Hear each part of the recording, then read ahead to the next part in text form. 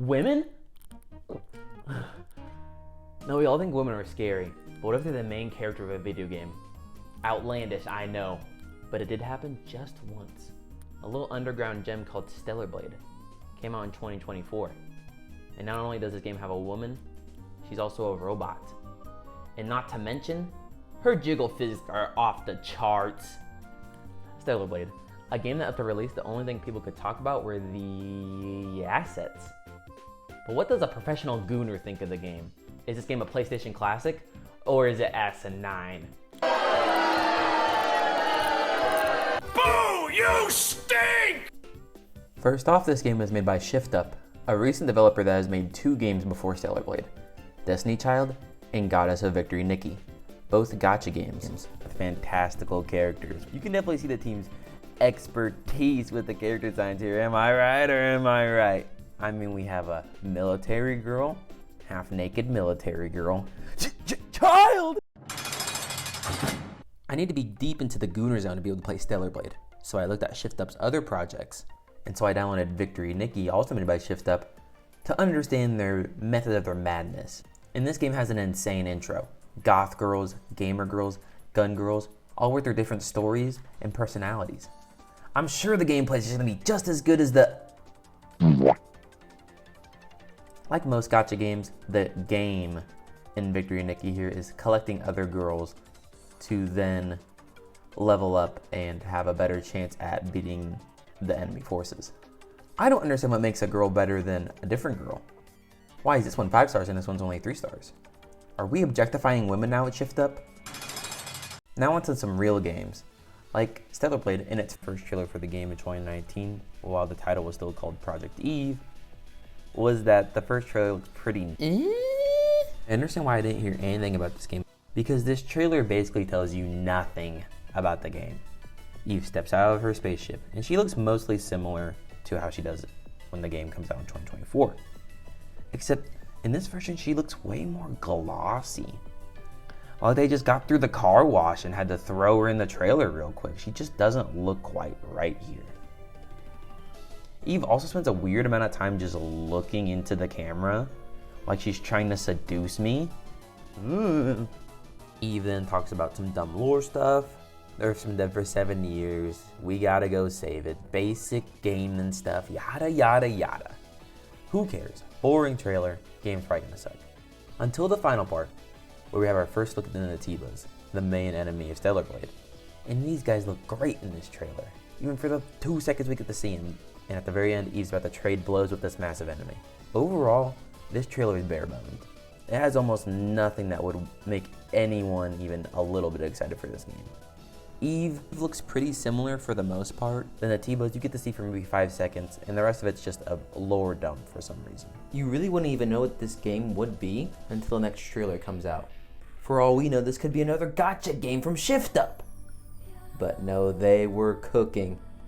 The ending of the 2019 teaser leads into the exclusive trailer for PlayStation in 2021. And the trailer absolutely blows out the teaser in every single way. While the teaser is the Capri Sun in your Lunchable, you're fine with it, but it's not really doing anything for you. The trailer is the airhead, the main event. You're constantly seeing high-paced battles, badass boss fights, and the amazing looking world that Shift Up created. And I mean, you can even see hints of a well-written story in the trailer. What's that doing there? This trailer has everything the previous trailer lacked. The combat in this looks smooth. The graphics, while in the previous trailer did look good, they look amazing here with different character models to bounce off of. The music behind here is awesome, and don't forget the jiggle physics. So the fateful day arrived, and Stellar Blade got glowing reviews. But I know you want a trusted source to get your information from, and that's me, a sweaty nerd on the internet. So I'm going to tell you all about Stellar Blade and the ups and the downs. This game may be the first game to finally let monkeys make the script. And you may think, oh, that's just for laughs, which it is. But almost all of the characters and the very few that are in the game are the most lifeless and boring characters you'll ever meet. No side character in this game is even a little bit interesting. None of them have anything important to say to you besides just starting their quest. And at most, you get some sprinkles of the story through a few of the side characters, but not even all of them can commit to doing a full story bit.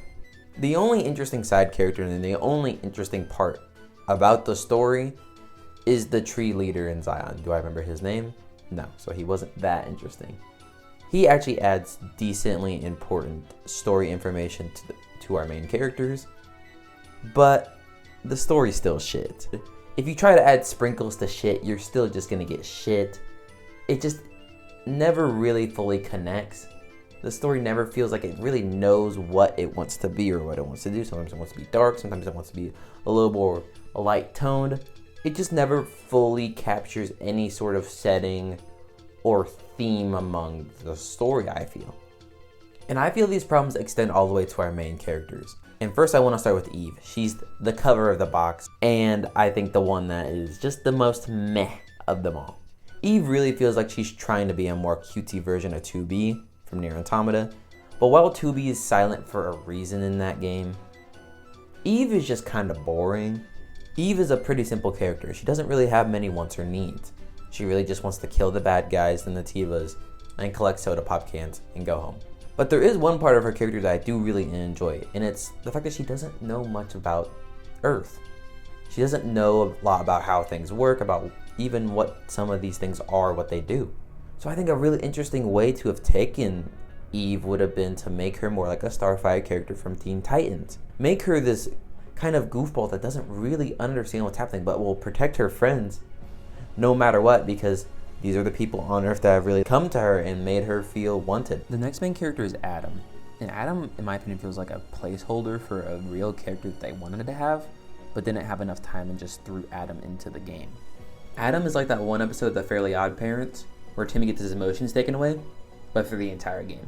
All Adam does is tell you exactly where you need to go, give you lore dumps, or give an opinion every once in a while. And while there is a twist with Adam, I just didn't care. He isn't an interesting enough character to put any emotional investment into. And the last main character is Lily, who's my personal favorite, and I think a lot of other people's personal favorite character, probably in the game. I think hands down Lily has the best line delivery of any character in this game. Her script can still be a little lacking in some areas, but I think her charisma alone just offsets that by a large margin. And I think Lily could have been so much of a better companion for Eve. Those two really seem like they can bounce off each other. And we already see this through when Lily became the navigator for a part of the game. It feels so much better to have her as a navigator and actually have her being an interesting character than Adam. And the last thing I'd like to talk about before we move on to the good stuff is the gun. And I really don't like this weapon. I just never really found it that useful or remembered I had it most of the time. Only a few missions and some parts of boss fights make it mandatory to be used, and besides that, it just isn't that powerful. Even with upgrades, it doesn't do too much damage, and certain enemies and bosses will just block the gun entirely, making it kind of a one-trick pony. I will mention that there are some missions that make you use just the gun because your sword has been turned offline, and these missions are more like mini horror games. They're incredibly easy as long as you have decent reaction time. And while fun for the start of them, about halfway through the game when you start to come back again, it just feels like they're padding the game out with content to make it an extra 5 hours. But finally we get into the stuffy of this turkey. Imagine you at 12 years old and you're given complete creative liberty of a game. Boom, Sailor Blade.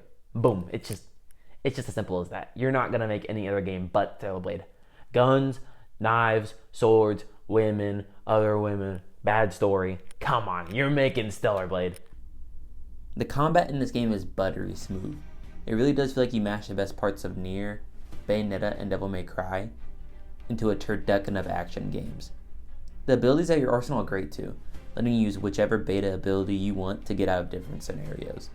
Depending on your playstyle, you will have a main move that you're always using. Ooh! I use flying blade slashes as a fear commitment! Eve also has the blink ability that lets you teleport behind your enemy, and if you correctly time the flashing dots, you get to stab your enemy in the back.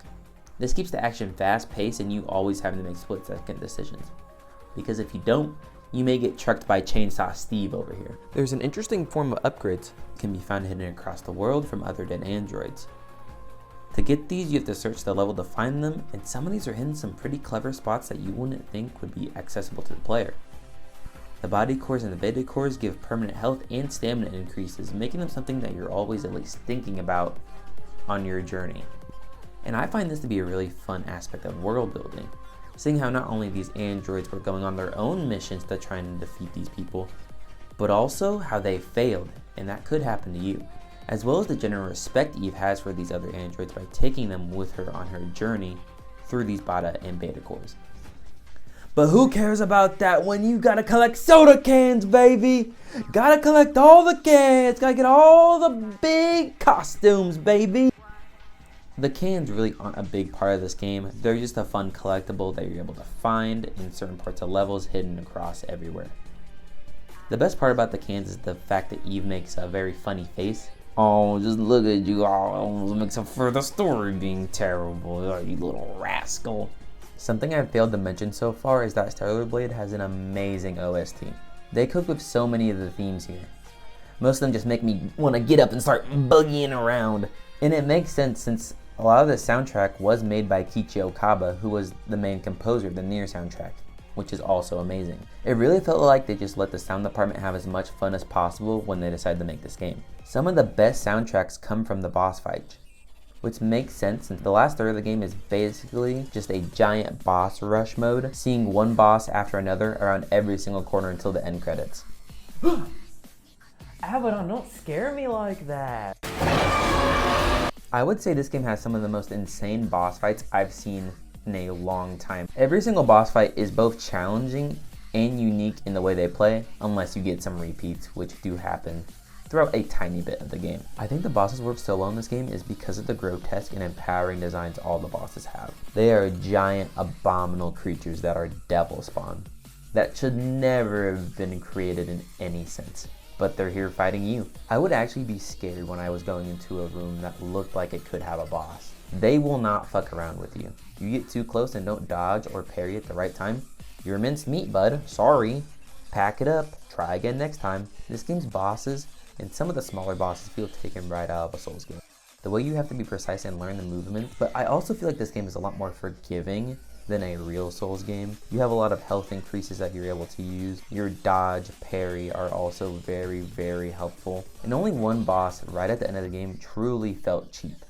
If you know who it is, you probably also have the war flashbacks from when you first fought them. Yep, and that basically covers it. There's nothing else that's, who am I kidding? Just look at Eve. I just wish I could just...